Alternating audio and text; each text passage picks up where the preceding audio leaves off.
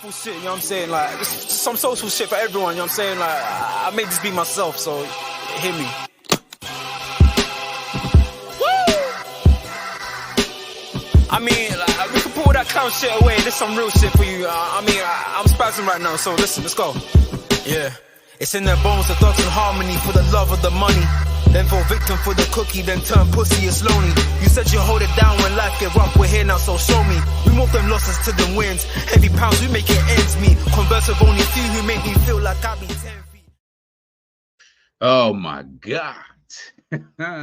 Big up everybody in the building. Hope everyone's blessed. Hope everybody's doing well. Guys, make sure you smash a like, share, and subscribe to the channel.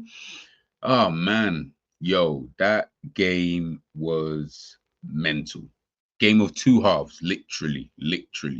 You know, when there's certain games, of course, in history and that, not even in history, just in general, that you say, oh, that was really a game of two halves, man. You know what I mean? First half, second half, two completely different games.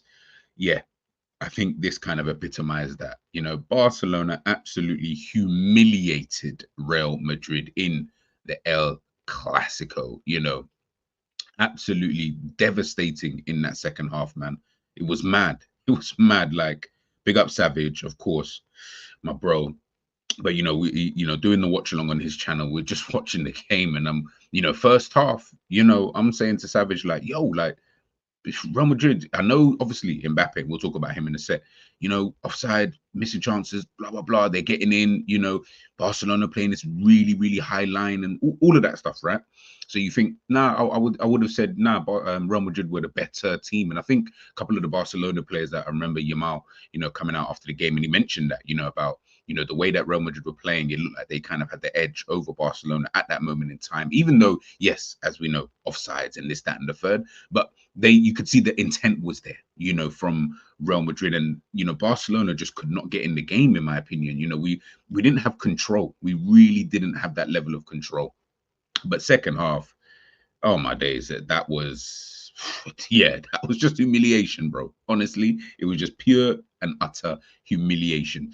Heading into this game, of course, Barcelona being top of the league, Real Madrid only being, a few points behind, so you look at it and you think, listen, they're not too far in terms of the points. I would say in terms of performances, yes, I would say, in my personal opinion, Barcelona have been the better team. They've been one of the best teams in terms of so far at this point in the season. They've been one of the best teams in Europe, alongside maybe a couple of others, Liverpool, of course, being one of those. So, you just kind of looked at it like, okay, well, Barcelona are more the form team, so to speak, in terms of level of performances, players and stuff like that. Real Madrid, of course, they're coming off the back of that win against Dortmund. The Champions League was 2-0 down, but of course came back to absolutely slap Dortmund in the end. And, they've got Vini, they've got Mbappe, they've got Jude, Modric sitting on the bench, Camavinga, Tchouameni, Valverde, bro, like, we're talking about FIFA team right here. Do you get what I'm trying to say? So it was never going to be an easy game, and it wasn't an easy game to begin with. But, of course, Barcelona, kind of just took over, man, kind of just took over. Now, the way that Real Madrid kind of set up in this game, 4-4-2-ish, if you want to say it like that, you did have obviously Vinicius pulling out to that left at times. Obviously, at times it would then be Mbappe and Vinicius through the middle. They were kind of swapping, between the two. You kind of had Jude over there on that right-hand side, which is a bit weird. Jude hasn't, in my opinion, Jude isn't quick at all. He's not quick at all, hasn't really got pace. He's not that type of player, ultimately. So when you're trying to put him out there in those kind of positions, I always feel like could be a little bit problematic, because, as I say, he doesn't possess pace. He is definitely, I don't know what his rating on FIFA is or whatever, I don't play it, but I'm sure the pace has to be extremely low, like 60s. Like he's slow. He's really slow. He's got like a burst. Yeah, you can say that. He's got a bit of a burst at times in terms of it, maybe acceleration, but in the general sense, he's not quick.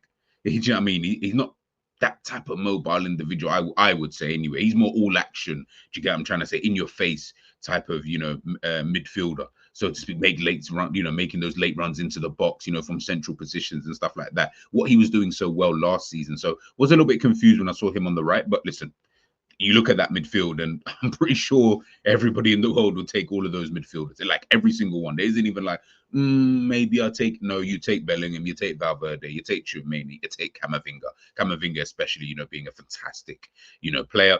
At the back there, of course, we know with their injury to Carvajal, Vasquez is obviously playing there. Question marks over him. Mendy, I told Savage already, not really like, I like him. I think he's calm. He's like a good second choice left back. If I had him as a second choice, I'll be calm, you know, kind of thing. Because I do think he's like a steady Eddie type of guy. But either way, he's obviously there. Lunin, of course, in goal because a Courtois injury, and then Militao and Rudiger. I think those two are absolutely fine. Obviously, Barcelona coming into this game, you know, into this kind of like 4-2-3-1. We know with certain players still coming back into the fold, the Gavis, the De Jongs, the Pedris. Obviously, Pedri playing in this game, but you know, still coming back into it. Ansu Fati still not even making this squad. I don't know where he makes the squad. Although, it'd be interesting if he could potentially fit into where Lopez's position is. That might be scary. Maybe you could even potentially say you push in Rafinha into the middle and then you put Ansu Fati out on the left. Could be techie. Could be techie. Dani Olmo as well, by the way. He's another player who don't even play right now. You know what I'm saying? Like, yeah, Barcelona's attack. It's, you know what I like about their attack, yeah? And listen, I'm being biased because I'm a Barca guy, right? But I don't know, man. And I'm biased towards that style of football and the way that Barcelona, like, the way they embody football and stuff like that in a general sense. Like, yeah, Barca just different. Barca just different, man. Like their attackers, like, listen, don't get twisted. We'll talk about Rafinha and the rest of them in a minute, but I'm not gonna act like, oh yeah, I thought Rafinha was sick, because I didn't. I really didn't. This season, he's having some renaissance of a season, man. It's absolutely mad. And then obviously got one of my favorite players in the world at this current moment in time in Lamine Yamal, and then you've got Lewandowski, who I thought was dead and buried. You know, he's up front, but 4-2-3-1. You know, you got the fullbacks obviously bombing forward and stuff like that at times, especially Balde.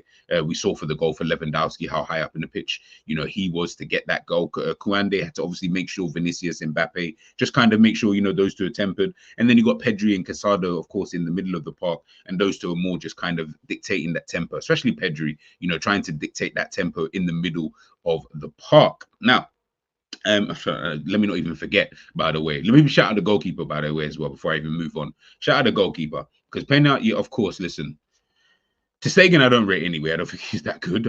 I think they need to upgrade in goalkeeping terms, but he's the #1 goalkeeper. Pena had a really good game. There was the save from Jude Bellingham, absolutely phenomenal. Regardless of whether it was offside, still a fantastic, absolutely fantastic save. Yeah, he's really doing his thing at this moment in time. Really, really doing his thing. As I said, obviously with Real Madrid, yeah, I mean, kind of like a 4-4-2-ish, if you kind of want to say that, I guess. Yeah, like, you know, you've got you've got obviously, of course, you know, Vinicius Jr. and Mbappe, you know, the two players, of course, up front most of the time. You've got obviously Jude kind of dropping in, helping out on that right hand side, and then, you know, Vasquez obviously bombing forward, with Jude obviously then slotting into the middle to almost kind of form like a double pivot, a bit like what we do with Trent, pushing Trent into the middle. You then got a back three of Ferland Mendy, Rudiger, and then Militao. Then yeah, it's kind of a little bit, I would say, like that in their team, but it did look, in the second half anyway, it looked kind of disjointed. And I think, again, Yamal said it, like the team just got tired. Like it just seemed like with all this running around, and there wasn't really much control from any team, by the way, but I would have said that Real Madrid were a bit better and maybe just showed a bit more intent. Maybe just showed a tad bit more intent. Barca obviously had possession, but you know, these guys are showing a lot more intent. And obviously, as I said, you know, with you know, Barcelona, of course, with the fullbacks bombing forward, Lamine Yamal, obviously then cutting inside, almost forming a 2. And you can see, if I'm being honest, if I looked at this right now, he's actually technically just, and it is just the furthest forward player on this pitch, where you've got Lewandowski, who obviously drops in all the time. He's like that link man between the two, because then he allows, he's almost doing the Firmino role, so to speak. Of course, it's obviously a little bit different, but he's doing that Firmino role. And I have to call it the Firmino role because he made it so famous, but he is kind of doing that role where you kind of become the link man. The difference, obviously, between the two players is that Lewandowski, for one, is a better player, and two, he's a million times better finisher. Do you know what I mean? Like, it's not even comparable between the two, with no disrespect to Bobby, but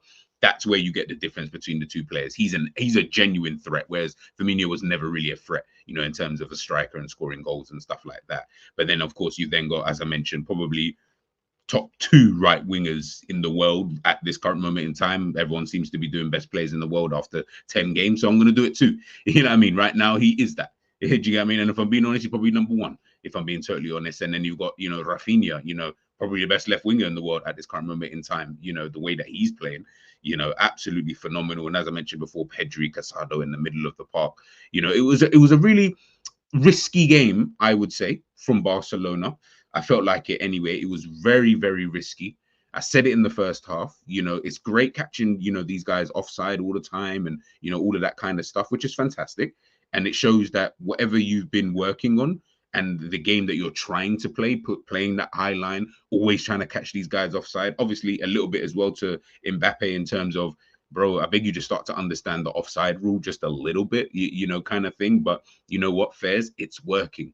It is working, so to speak. But yeah, risky game first half, and it almost felt like it wasn't going to work because they were like, obviously, of course, they had their chances, Real Madrid, in the game. I mean, in the game, they had 4 big chances. I know, but listen, these guys had 6, scored 4 of them, to be fair. But Madrid did have 4 big chances in the game. Mbappe, he should be scoring at least one of those, brother. At least. Yeah, I'm saying big Mbappe, I'm not saying, by the way, players can't have bad games, but when we need man to step up in games like this, yeah, we need you to step up in games like this. Or sorry, I don't need you. I can really care less. But Madrid fans, they need you to step up in these type of games. And unfortunately for me, he just didn't. And as I said to Savage, I think if those chances fell, some of those chances anyway fell to, Vinicius, I think Vinicius scores at least one of those. I think he scores at least one of those. The first one where he's kind of put it, like he's tried to deceive the goalkeeper. Mbappe's got that famous finish, like he always does, near post all the damn time. Always does that. Like sometimes I'm like, you don't. I get it, and I get why you do it. I fully get why you do it because ultimately the keeper is always going to think you're going to go to the far side, so he's going to move and shift that way, which then makes it a bit more easier to then put it into that corner. But Jesus, man, sometimes go to the far post. 8 offsides in the game. I mean, well, and that's just for Mbappe, by the way. They had more offsides in the game, but he got caught 8 times. I can't even remember last time a player got caught off that many times, in a game. Crazy. Darwin Núñez times in that. You know what I'm trying to say? Kylian Núñez in that. Darwin Mbappe. Yo, it's mad. It's actually mad. It's actually mad. But obviously, that's a theme for Barcelona this season. It is a theme for Barcelona this season. As you guys can, of course, see, look, like this is mad, considering it's more than double the next team after that. This is the top 5 leagues in Europe, by the way. Top 5 leagues in Europe. Barcelona, obviously the most offsides drawn. Barcelona are, like I said, more than double the next team in Brighton. 73 times they have caught opponents offside this season. Like I say, I've said it, and I said it before the game, and I'll continue to say it because obviously it's just the way that Barcelona play. I get it. But boy, it's risky. It is genuinely risky. But it's like when you see this, you're like, well, it's clearly working. Obviously, they're gonna have moments where they're not gonna get it right. Of course, and I've seen it as well. Osasuna was one game. I know they had players out and stuff like that and rotated the squad, but I've seen it in other games as well. Even the Valencia game earlier on in the season, you saw it in that game in terms of the way that Barcelona were pushing high. They ended up winning the game, so no one really cares, and you don't want to dissect it that way. But it is a risky game. And listen, these German managers, they love this gegenpress risky games that you guys always play. But he's bringing that. But what I like about him, and I feel like the difference is that where he's still bringing that kind of press, he's still bringing good football, because Barcelona, their essence is that type of football. So you almost can't get away from it. You can't come in. Obviously, you can come in and implement your style, which is exactly what he's doing. But at least the way that they are doing things is a lot more smarter. And then when they're on the ball, it's equally as important as when they're off, the ball, and obviously in that defensive transition. But 73, and then the next team being Brighton at 35, Fulham at 33, Parma 31, Osasuna at 30, and Las Palmas at 27. That's crazy.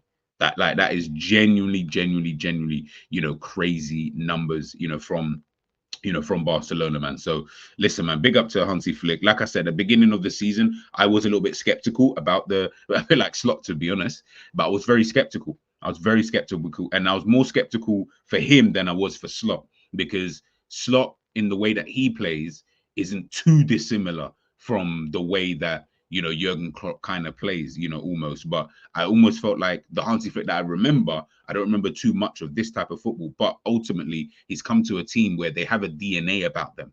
They do actually have a DNA. So you're gonna have to find a way to mix your style and your football with the DNA of the football club. I'm sorry, but no manager who has come to this football club and tried to change it completely has ever been successful. You can't be successful at a team like Barcelona if you try to completely change the DNA. You have to keep that DNA within the club. Have to. It's literally by default. It's probably in the prerequisite, you know, when you're signing for the football club. But you can implement little bits. You can implement little styles, little bits that tweak it here, tweak it there, make us better off the ball, all of that kind of stuff. You can do that. Once you do that, it really is, you know, game done, man. And listen, look, Barca started the game with six players aged 22 or younger.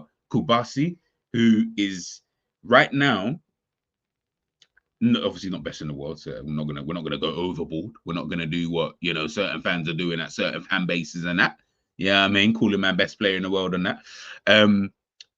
Kubasi though is definitely one of the better defenders out there. I think he's only still 17. He's absolutely phenomenal. Phenomenal. He is like, honestly, I it's so mad. Barca, listen, we need to find out what it is that they feed these people over there. Like we actually need to find out, because you cannot keep producing this amount of talented players, bro. It doesn't make sense. I don't know anybody who does this. Who else can produce players at this level? Ajax produce players, by the way. Benfica produce players, and PSG produce players, to be fair. Yeah, do you get what I'm trying to say? But I don't know, like, it just feels like they're producing players at this like optimal level. Like, it's mad. Lamine Yamal, obviously, you know, Casado, Lopez, Balde, Pedri. It's mad. It's obviously they didn't produce Pedri or anything, but you know what I mean. Like, you know, having so many players come through the youth, coming through the youth ranks, but also trusting these players. This is what I was trying to explain to people when I talk about the differences between your youngsters and their youngsters. You see, these youngsters, yeah, guys who are still under the age of 18 years of age, who would walk into your own teams. And then you're trying to tell me about your youngsters and that.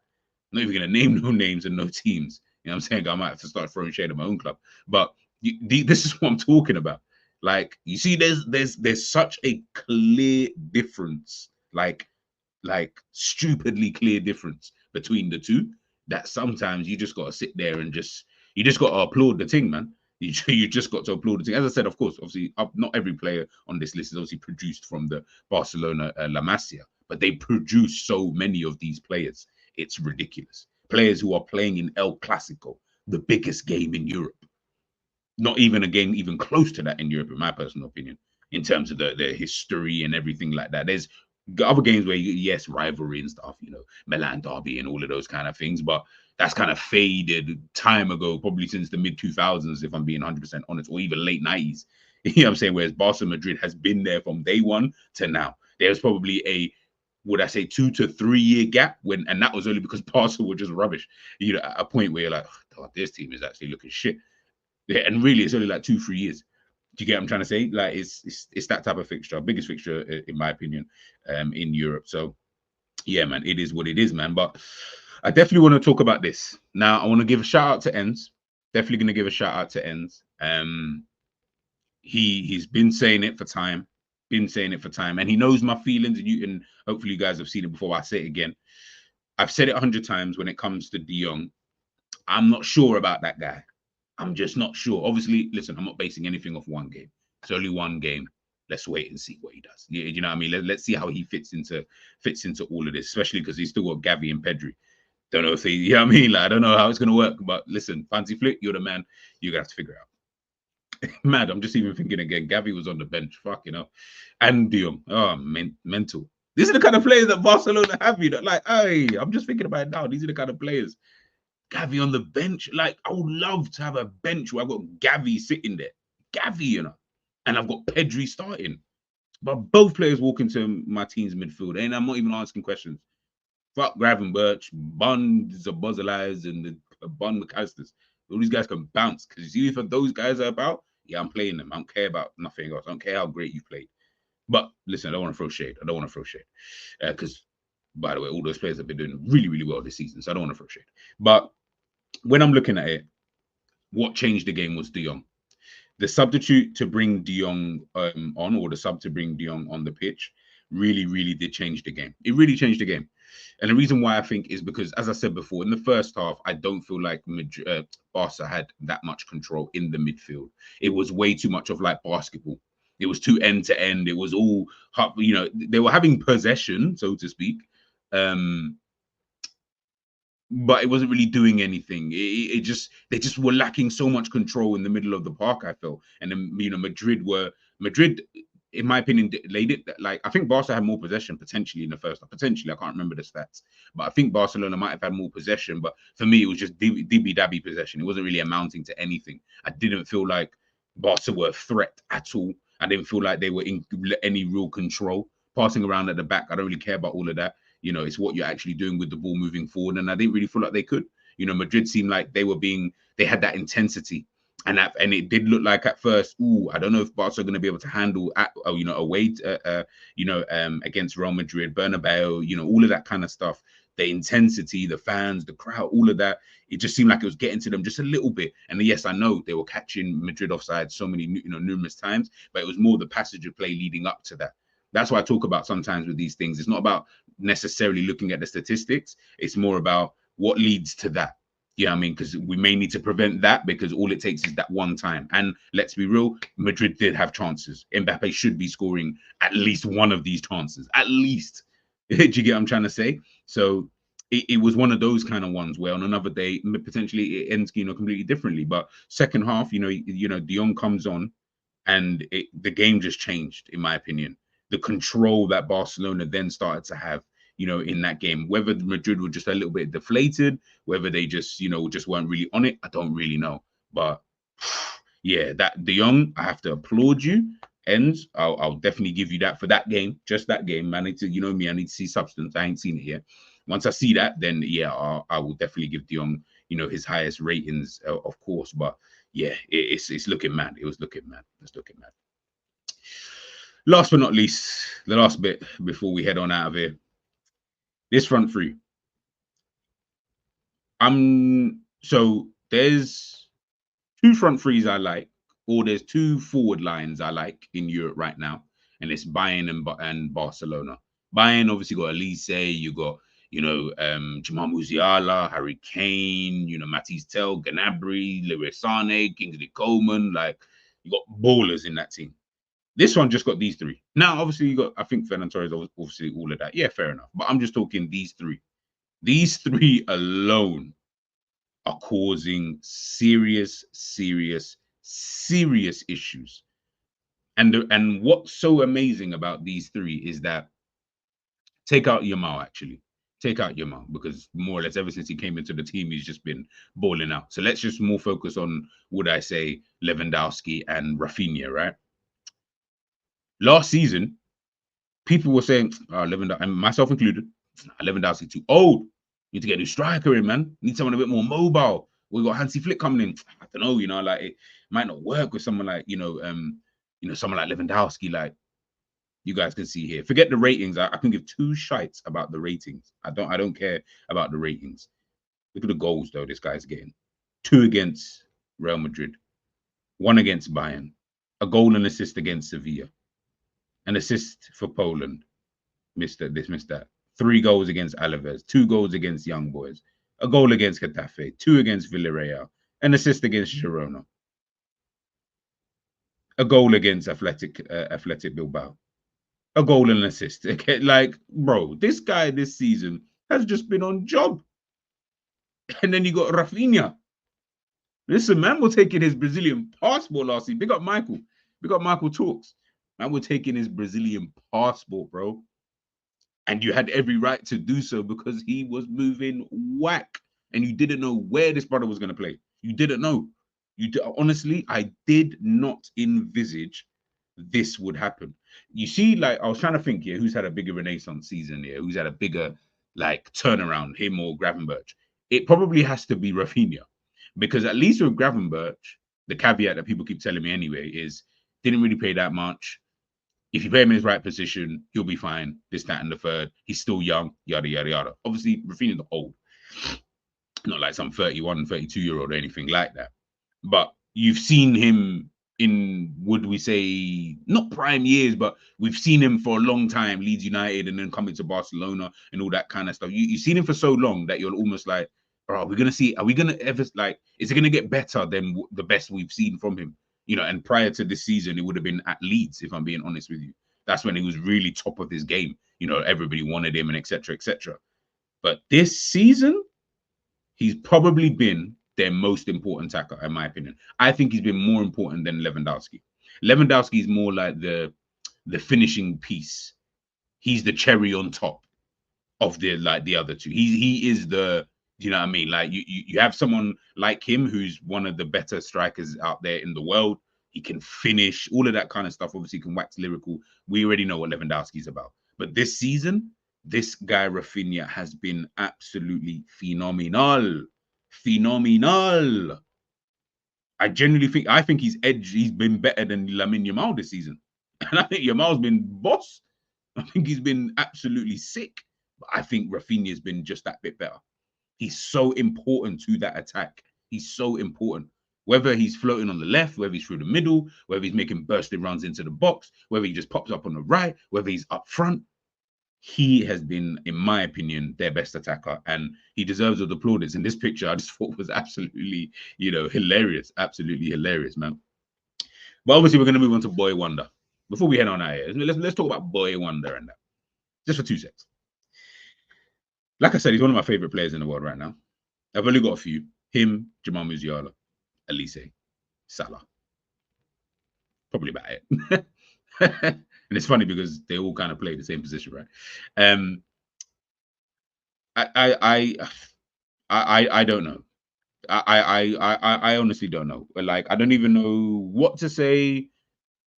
All I can say is, yeah, without putting too much like pressure on the kid and whatnot, because we saw it with Ansu Fati. I'm not even gonna lie. We saw it, maybe not to this extent. I don't think he was as this good. I don't think Ansu Fati was this good at that time, but he was really good.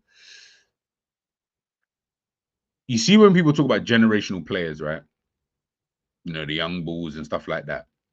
Whoever you want to put in there, I don't mind. Wayne Rooney, for example. You know, those type of guys.